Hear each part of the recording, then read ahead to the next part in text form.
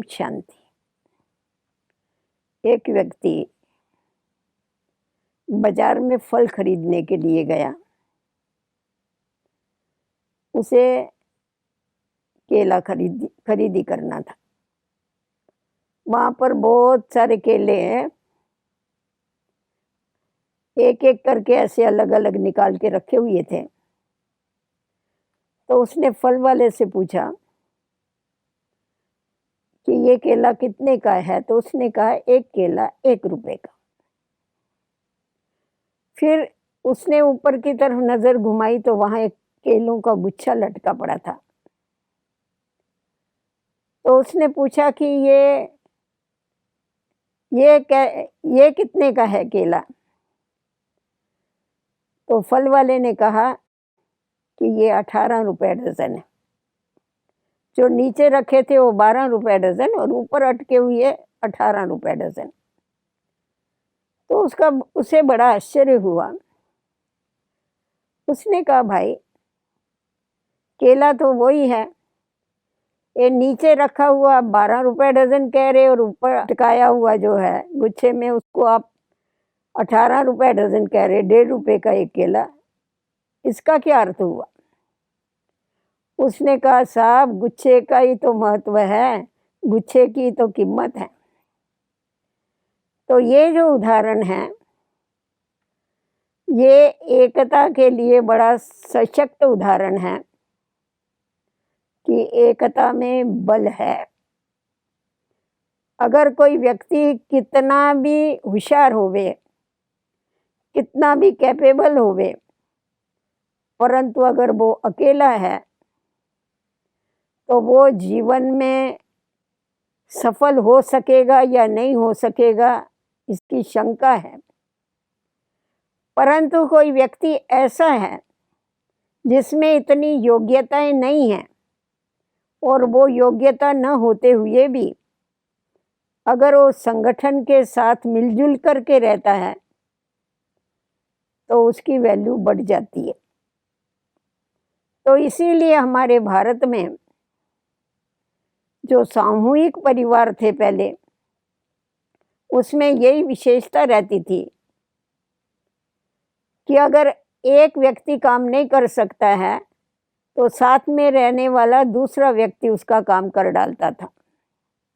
अगर कोई समस्या आती थी तो सब मिलजुल करके क्या करते थे, उस समस्या का हल कर डालते थे।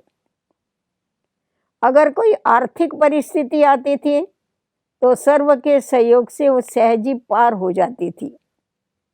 और संगठन में रहने के कारण उसमें आपसी संबंध निभाने के भी गुण आ जाते थे, प्रेम उत्पन्न हो जाता था, खुद को वो मोल्ड करना सीख लेता था, सबके साथ मिलना जुलना सीख लेता था और जीवन को श्रेष्ठ रीति से चला सकता था।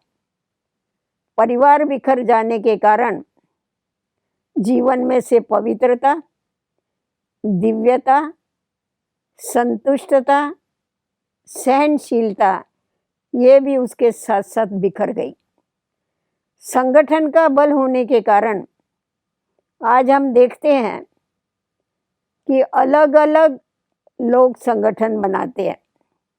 जैसा आप देखेंगे मजदूर संघ है, जो आर्टिस्ट है उनका संघ अलग होगा। उसके बाद हम देखते हैं डॉक्टरों का संघ है। हर एक वर्ग वाले अपना अपना संघ बनाते हैं, संगठन बनाते हैं। ये क्यों बनाते हैं? क्योंकि संगठन में ताकत होती है, संगठन के बोलने में शक्ति होती है, इसीलिए संगठन बनाया जाता है। परंतु संगठन तब बन सकता है जब उनमें एकता होती है। अगर एकता नहीं है तो संगठन नहीं है, अगर एकता है तो ही संगठन हो सकता है। और उस एकता के लिए हमें ये ध्यान में रखना है कि हम सब एक ही पिता परमात्मा की संतान हैं और हम एक के हैं और एक होकर के हमें रहना है। क्योंकि आपने देखा है कि एकता में कितना बल है। कौरव 100 थे और पांडव सिर्फ 5 थे, परंतु विजय पांडवों की एकता की हुई ना कि अनेकता वालों की 100 कौरवों की हुई। उसी प्रकार आप देखेंगे तो जैसे माला के मणके होते हैं, वो मणके अगर बिखरे हुए हो गए, कोई इधर गिरा कोई उधर गिरा, उसकी कोई वैल्यू नहीं होती है। परंतु उन मणकों को जब एक सूत्र में बांधा जाता है तो वो सिमरनी बन जाती है। लोग उसको हाथ में लेकर के उस भगवान का नाम सिमरन करते हैं, उस सिमरनी को अपने आँखों पर रखते हैं, उसको चूमते हैं, उसकी इतनी वैल्यू बढ़ जाती है। तो उसी प्रकार जब भी हम अपने जीवन में, क्योंकि एकता लाने के लिए हमारे को चाहिए मूल्य, वो मूल्य कौन से है? वो है निस्वार्थ प्रेम, वो है हमारा परोपकार की भावना, वो है हमारी सहन करने की भावना।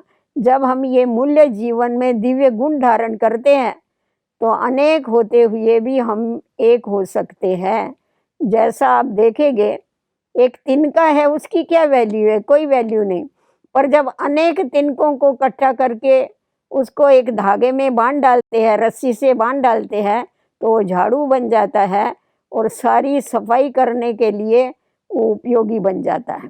तो उसी प्रकार जब हम सब एक होकर के चलते हैं तो हमारे अंदर वो शक्ति आती है, हम सारी पुरानी दुनिया को परिवर्तन करके नई दुनिया ला सकते हैं। वैसे तो आध्यात्मिक भाषा में कहा जाता है कि जो साधक है उसको अकेला रहना चाहिए।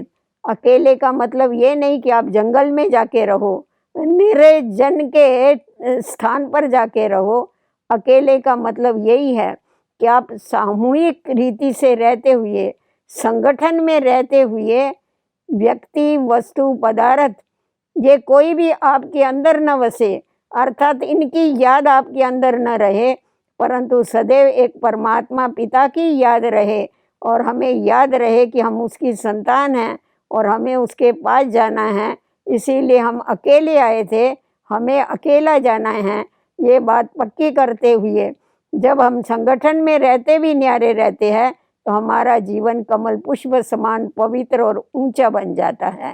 तो जीवन को अगर श्रेष्ठ बनाना है तो एकता में रहिए, एक का होकर के रहिए, आपस में एक मत होकर के रहिए, तो आपकी सदैव विजय होती रहेगी। हम लोग देखते हैं जिस समय संगठित रूप में परिवार रहते थे तो उस समय बड़ों का मान किया जाता था, बड़ों को आदर दिया जाता था और छोटों को प्यार दे करके घर में जो वृद्ध लोग होते थे वो उन्हें जो भी हमारे आदर्श होकर के गए हैं उनकी बैठ के कहानियाँ सुनाते थे, उनके उदाहरण सुनाते थे और वो सुन करके उनके जीवन में परिवर्तन आता था। उनके जीवन में लक्ष्य दिया जाता था कि तुम्हें बनना है तो कैसे बनना है। जैसा हम देखते हैं महात्मा गांधी है, शिवाजी महाराज है, इनके जीवन में परिवर्तन कैसा आया?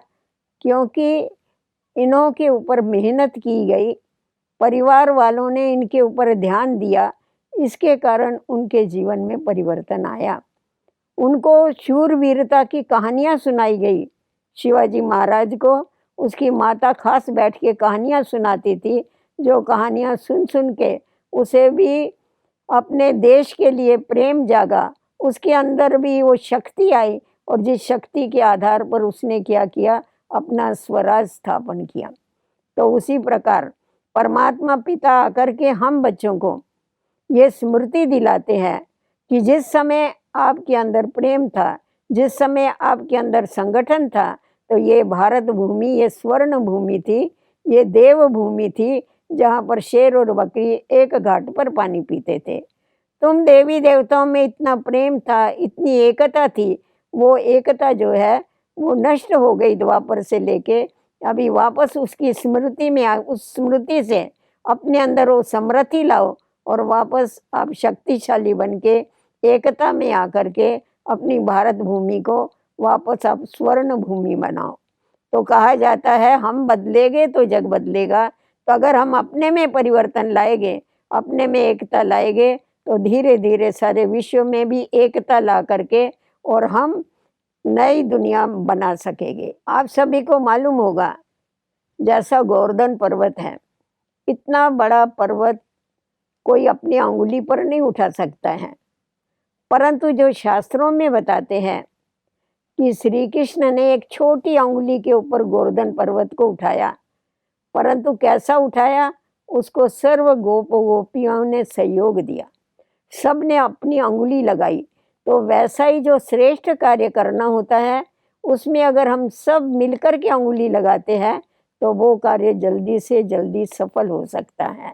तो इसीलिए हमेशा ये लक्ष्य रखिए कि हमें जो भी पुण्य का कार्य है, जो भी श्रेष्ठ कर्म है, उसमें एक दो को सहयोग देते हुए एकता में आके उसको सफल बनाना है।